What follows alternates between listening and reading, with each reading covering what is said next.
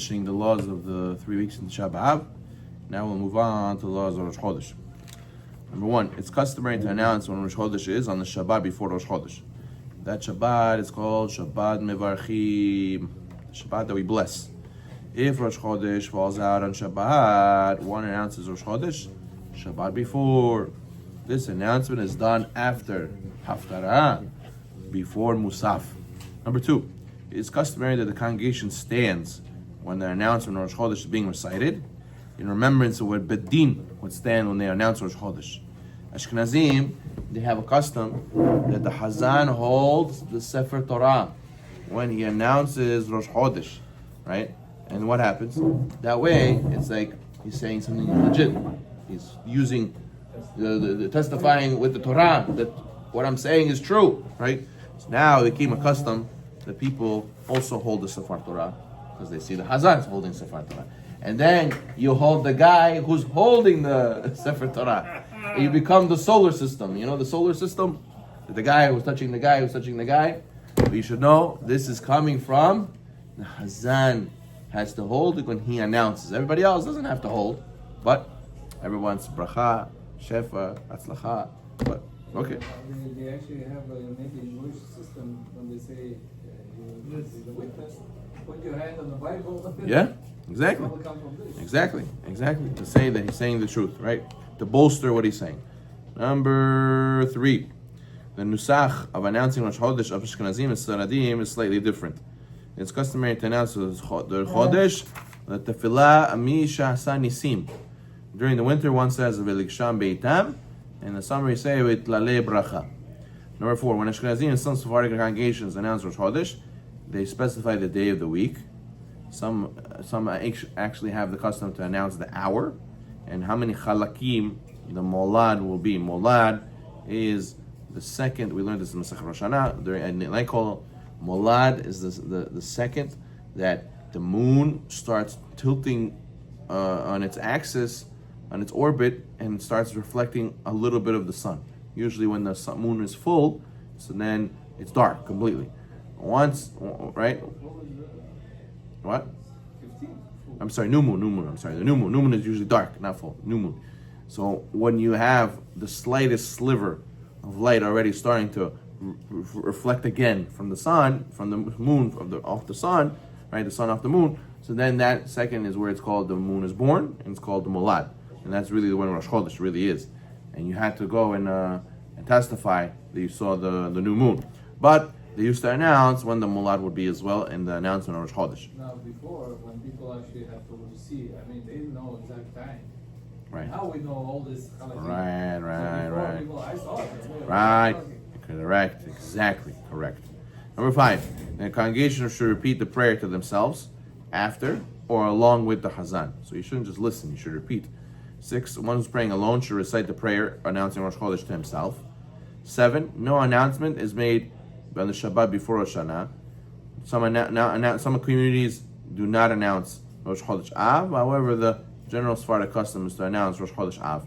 So in a week or two, we're going to announce Rosh Chodesh Av. That's our custom. Number 8, on a leap year, it's customary to announce the first Adar as Adar Rishon and the second as Adar Sheni. Erev Rosh Chodesh.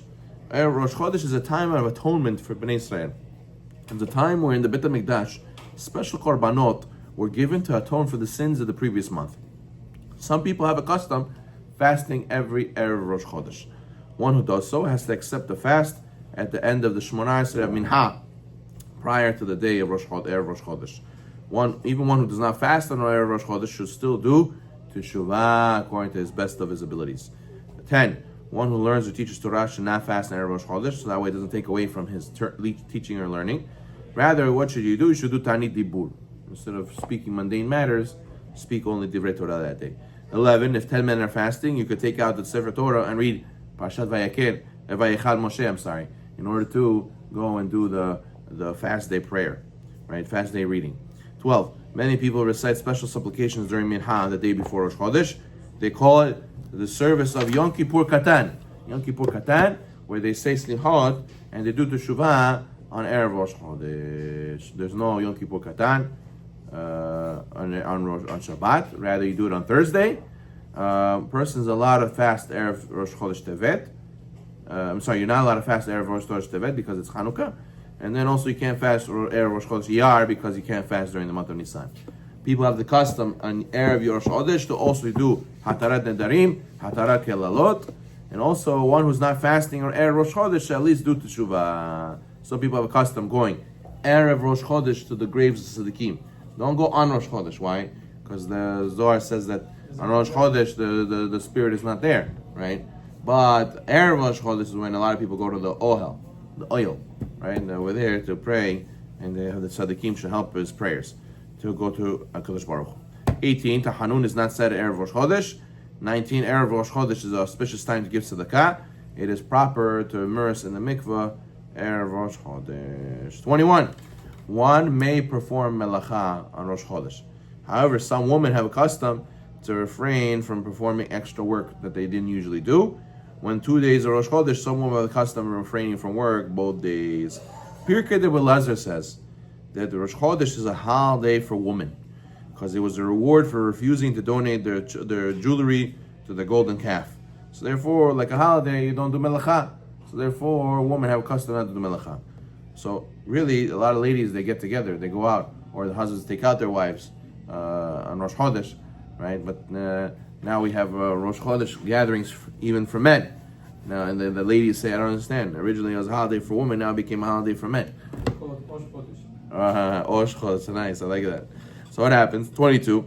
Even those women who refrain from doing extra work on Rosh Chodesh, they're allowed to put laundry in the washing machine or the dryer. They're allowed to wash dishes and clean the house. A lady can't say, oh, I don't do nothing today, it's Rosh Chodesh. I'm not doing any of the activities I usually do in my house. You can cook, you're going to clean today. No, it means extra, meaning she doesn't go and sew, she doesn't go clean the whole backyard now, go clean the whole basement now. Do the regular maintenance things you do, you should still do. 23, some melachot that women refrain from include spinning and sewing.